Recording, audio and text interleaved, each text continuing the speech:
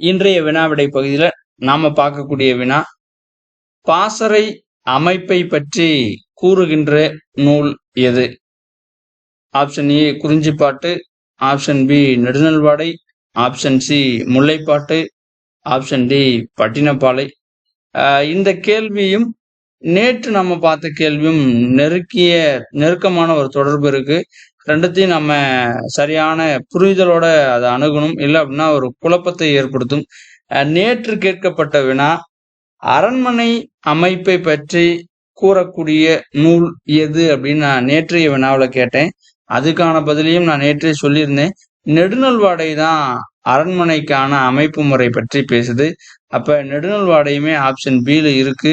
அதை நம்ம தவறுதலா தேர்வு செஞ்சிடக்கூடாது. ஆனா இங்க கேட்கறது என்ன அப்படின்னா, பாசறையினுடைய அமைப்பை பற்றி சொல்லக்கூடிய நூல் எது அப்படின்னு தான் கேட்டிருக்காங்க. அப்ப ஆப்ஷன் சி முல்லைப்பாட்டு தான் பாசறையினுடைய அமைப்பை பத்தி பேசுது. முல்லைனாவே அந்த கார்காலத்தை மையமிட்டது. அந்த பாசறையினுடைய அமைப்பு முல்லைப்பாட்டுல பேசப்பட்டிருக்கு. அப்ப முல்லைப்பாட்டு தான் சரியான பதில். நன்றி.